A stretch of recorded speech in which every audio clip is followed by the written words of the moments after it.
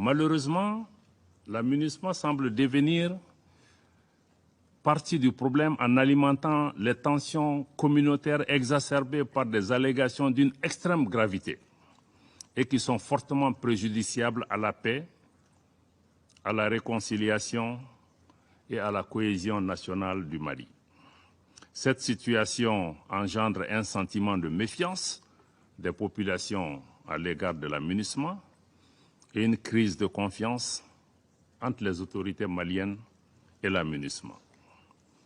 Au regard de tout ce qui précède, le gouvernement du Mali demande le retrait sans délai de la MINUSMA. Cependant, le gouvernement est disposé à coopérer avec les Nations Unies dans cette perspective. An balima malien cɛ ani muso denmisɛn ani makɔrɔ an ka foli bɛ aw bɛɛ lajɛlen minnu bɛ Mali kɔnɔ ani Mali kɔ kan. Franchement mɔgɔ bɛ ka video in lajɛ an b'a ɲini aw fɛ aw ka video in aimer ka commenter ka partager. Bi an bɛna kuma an ka jamana ministre min bɛ yen nɔ n'ale chargelen don Mali ni jamana wɛrɛ cɛ kɔɲɛnabɔli la n'o ye son excellence Abdoulaye Diop le super ministre. Franchement a bɔra ka discours min kɛ vendredi le 16 juin 2023 Nations Unies tribune na. Franchement, c'est sans commentaire. Discours in an b'a fɔ a kumana ni maliyɛnw da de a ye maliyɛnw ka ci lase fɛn min bɛ maliyɛnw kɔnɔ k'a fɔ a t'o de lase. Donc o yɔrɔ in na an bɛ foli bila a cibagaw la kɛrɛnkɛrɛnnenya la son excellence Assimi Goïta ani Choguel Kougala Maïga le premier ministre n'a ka gouvernement ministre bɛɛ lajɛlen. An tɛ se ka bɔ foli la fo an ka foli bila yɛrɛwolo debout sur les remparts. Olu minnu ye wulikajɔ daminɛ a bɛ wagati bɔ pour que MINUSMA daga ka se ka taa ka bɔ an dala cogo min na.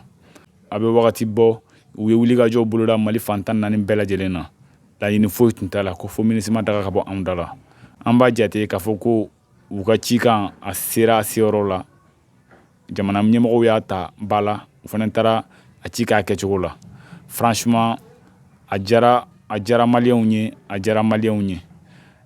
Son excellence Abdoulaye Diop n'i y'a ka discours jateminɛ a bɛ fɛn o fɛn fɔ sɔsɔcogo t'a la fana sɔrɔ i tɛ Mali kɔnɔ.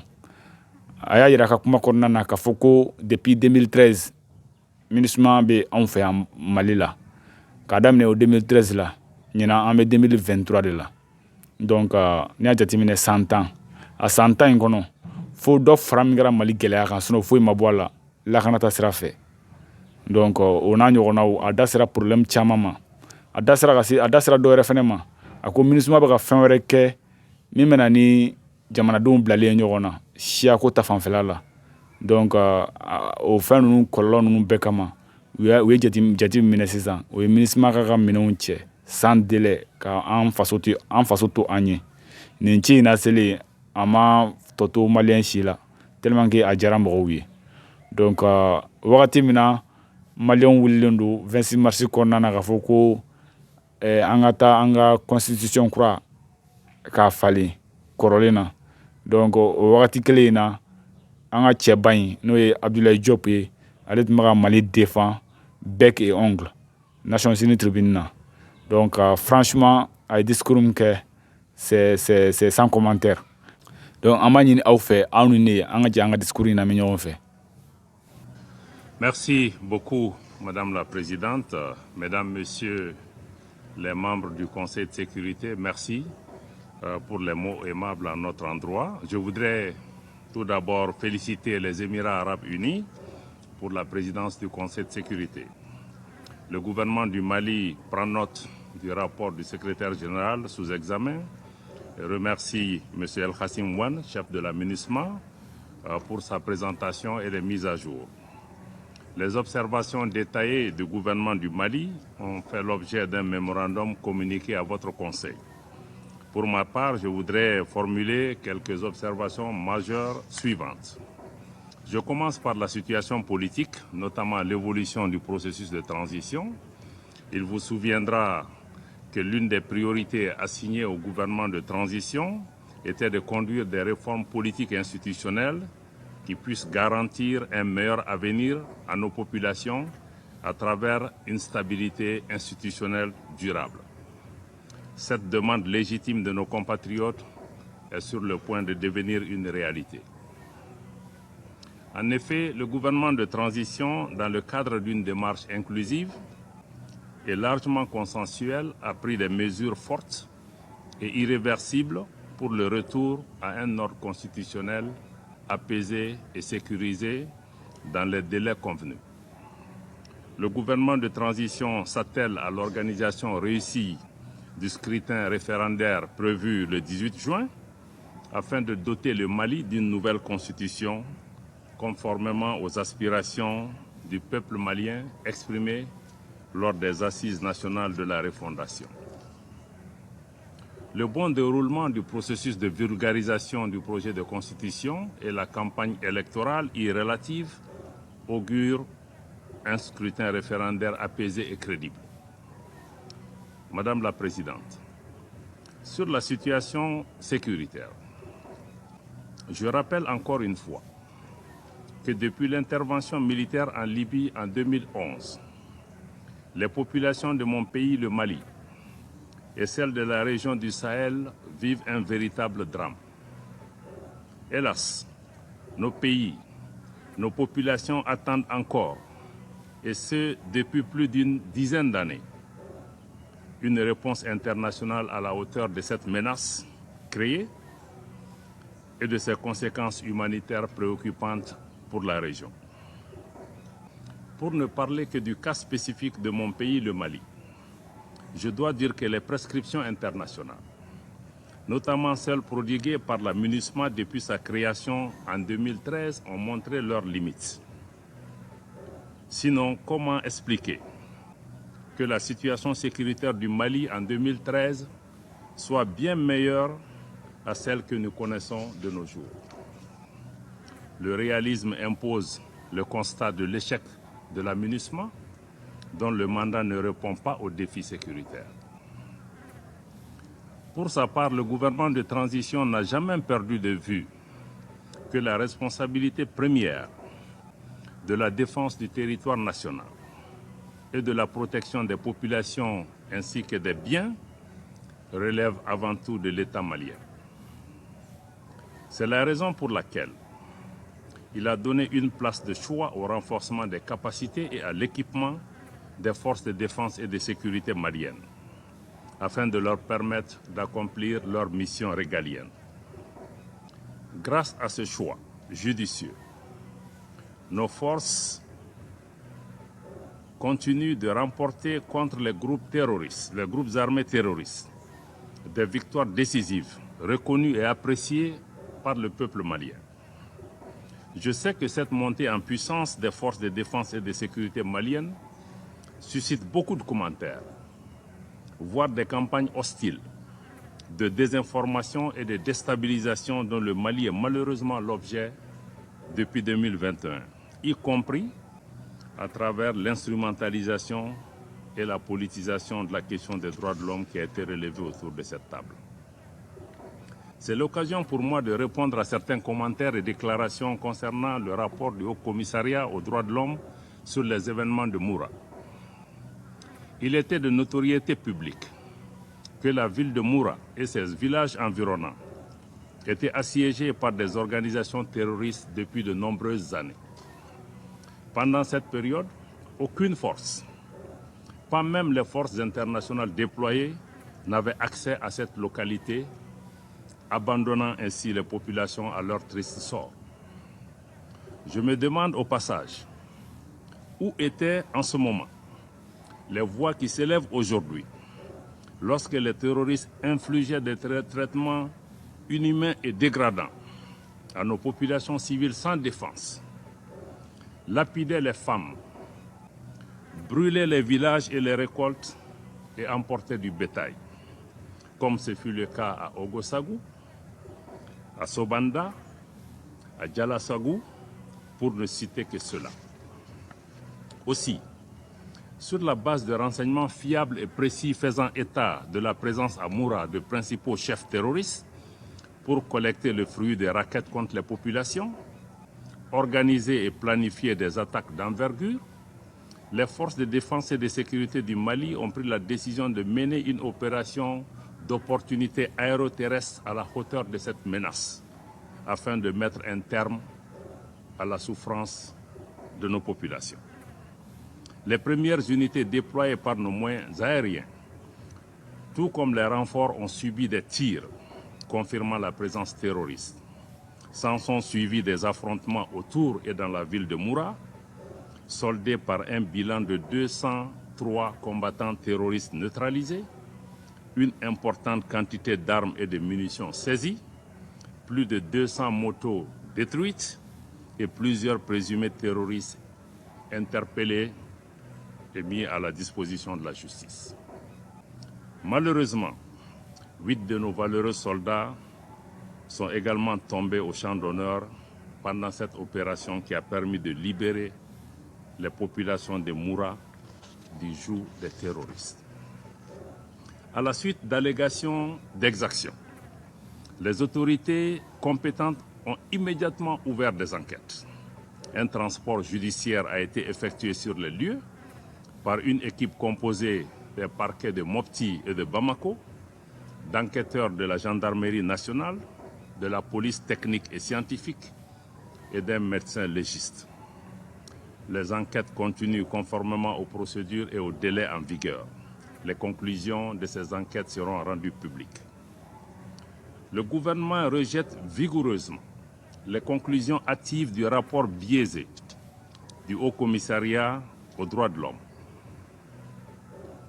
Nous voyons dans ce rapport orienté une volonté réelle de certains États d'instrumentaliser notre organisation commune pour nuire, voire punir le Mali pour ses choix souverains. Mieux, quel crédit peut-on accorder à un rapport qui tend désespérément à faire croire que les forces de défense et de sécurité ciblent des populations civiles qu'elles protègent conformément à leur mission? De plus, ce rapport comporte des images obtenues par l'usage, dit-on, de satellites, à l'insu des autorités nationales, ce qui constitue un cas clair d'espionnage. Nous devons être humbles et comprendre que personne n'aime le Mali plus que les Maliens, que personne n'aime les Maliens plus que les autorités maliennes. Le gouvernement n'est pas le seul à rejeter d'ailleurs ce rapport fictif, c'est les conclusions fictives de ce rapport. De nombreux habitants de Moura, dont des femmes, ont fait le déplacement à Bamako pour démentir la teneur de ce message, de ce rapport. Les témoignages des habitants de Moura, documentés et largement disponibles, démentent clairement les accusations sans fondement contenues dans ce rapport et mieux, dénoncent les méthodes employées par les enquêteurs. Ces habitants ont témoigné que les forces maliennes n'ont ciblé que des terroristes. Dans la même dynamique, et dès les premières allégations formulées en avril 2022 par certains États et des organisations de défense des droits de l'homme, le président de l'association Tabital Poulakou avait catégoriquement rejeté des accusations portées à l'encontre des forces de défense et de sécurité maliennes, notamment des accusations de viol de femmes. En outre, le président de l'association malienne de défense des droits de l'homme, la MDH, a vigoureusement dénoncé la méthodologie et les conclusions de cette enquête. Ces prises de position fortes et librement exprimées méritent d'être signalées car elles proviennent d'organisations et de personnes qui ont vécu ces événements ou en ont reçu des informations crédibles et vérifiables. Nous réitérons notre ferme opposition à toute tentative d'instrumentalisation et de politisation de la question des droits de l'homme et au traitement à géométrie variable de cette problématique. À cet égard, il est paradoxal de noter la célérité avec laquelle la mission d'établissement des faits a été mise en place, alors qu'au même moment, le Mali portait plainte devant le Conseil de sécurité des Nations Unies le 15 août sur les actes d'agression de la France contre la souveraineté et l'intégrité territoriale du Mali à des fins de déstabilisation. Madame la Présidente, concernant l'accord pour la paix et la réconciliation au Mali issu du processus d'Alger, malgré la décision unilatérale de la CMA et de la plateforme de suspendre leur participation au mécanisme de suivi de l'accord, je réaffirme ici l'engagement du gouvernement à poursuivre sa mise en œuvre efficiente et intelligente, notamment à travers les mouvements de l'inclusivité. Nous restons toujours ouverts au dialogue avec nos frères des mouvements signataires, tous nos frères, comme en témoigne la visite à Kidal le 12 mai 2023 du ministre en charge de la réconciliation. Madame la Présidente, Mesdames, Messieurs les membres du Conseil, je voudrais à présent consacrer mes observations sur mon observation majeure sur la question de la MINUSMA. Au moment où les membres du Conseil de sécurité ont entamé les négociations autour du renouvellement du mandat de la MINUSMA, il me plaît de faire un bref rappel sur l'évolution de la mission, de sa création à nos jours. Permettez-moi tout d'abord de rendre un hommage à toutes les victimes civiles et militaires tombées au Mali, notamment nos récents frères du Burkina Faso, à qui nous adressons notre profonde compassion. En 2013, les fondements qui ont servi à justifier la création de la MINUSMA étaient notamment l'appui aux autorités maliennes pour stabiliser la situation dans les régions du nord du Mali, écarter les menaces et prendre activement des dispositions afin d'empêcher le retour d'éléments armés dans ces zones, particulièrement à travers le rétablissement de l'autorité de l'État dans tout le pays. Après plusieurs années de déploiement des forces de la MINUSMA sur le terrain, la situation sécuritaire qui concernait jadis le nord du pays s'est progressivement dégradée dans d'autres régions du Mali, notamment le centre. Pour le gouvernement du Mali, le constat est clair, la MINUSMA n'a pas atteint son objectif fondamental. Aujourd'hui, les Maliens sont heureux de voir leurs forces de défense et de sécurité réaliser en toute autonomie les missions de sécurisation des personnes et des biens, de lutte contre la criminalité, le grand banditisme, la traite des personnes et le trafic de drogue, les missions d'escorte de véhicules de transport, la sécurisation des foires hebdomadaires dans les localités sensibles, ainsi que les missions de sécurisation des frontières grâce au renforcement de l'outil de défense, conformément à la vision de son Excellence le colonel Assimi Goïta, président de la transition, chef de l'État du Mali. Le Mali est parfaitement conscient que la lutte contre le terrorisme ne fait pas partie de la doctrine des opérations de maintien de la paix. Mais il avait toujours plaidé pour un changement de posture de la MINUSMA afin de lui permettre de s'acquitter convenablement de son mandat et d'asseoir des actions de soutien aux efforts du gouvernement. Le Mali a constamment coopéré avec les Nations Unies, et ce, en toute bonne foi. Dans cette approche constructive, nous nous sommes par exemple pleinement engagés avec le secrétariat général des Nations Unies dans le cadre de la revue interne de la MINUSMA afin de renforcer les capacités opérationnelles de la force onusienne dans la dynamique d'appuyer le Mali à se stabiliser.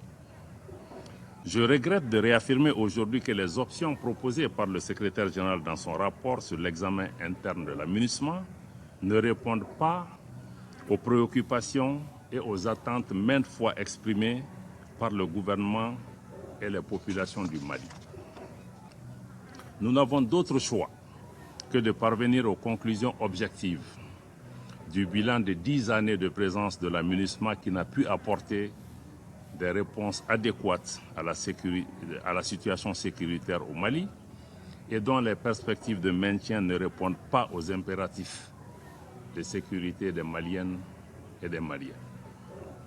Ni les propositions du secrétaire général, encore moins le projet de résolution en cours de négociation par les membres du Conseil, n'apportent de réponses appropriées aux attentes des Maliens. Ce projet de résolution d'ailleurs conforte la récusation de la France en tant que porte-plume, tant son contenu est hostile à l'égard de mon pays. Outre la dimension sécuritaire que nous assurons désormais par nos propres moyens, nous attendions légitimement de la MINUSMA qu'elle soit une mission d'assistance et de soutien aux efforts du gouvernement. Malheureusement, la MINUSMA semble devenir partie du problème en alimentant les tensions communautaires exacerbées par des allégations d'une extrême gravité et qui sont fortement préjudiciables à la paix, à la réconciliation et à la cohésion nationale du Mali. Cette situation engendre un sentiment de méfiance des populations à l'égard de la MINUSMA et une crise de confiance entre les autorités maliennes et la MINUSMA. Au regard de tout ce qui précède, le gouvernement du Mali demande le retrait sans délai de la MINUSMA. Cependant, le gouvernement est disposé à coopérer avec les Nations Unies dans cette perspective. Madame la Présidente, Mesdames et Messieurs les membres du Conseil, pour terminer, je tiens à exprimer la gratitude du gouvernement et du peuple malien à l'ensemble des partenaires, tant bilatéraux que multilatéraux, qui nous accompagnent dans la stabilisation des chantiers importants de refondation du Mali. Le gouvernement du Mali reste disposé à coopérer avec les partenaires qui respectent sa souveraineté, ses choix stratégiques et les intérêts vitaux des Maliens. Fidèle à notre tradition d'hospitalité, le Djatiguia, le Mali demeure naturellement ouvert à tous les pays et à tous les peuples du monde. Je vous remercie de votre aimable attention. Je remercie Son Excellence, M. Diop, de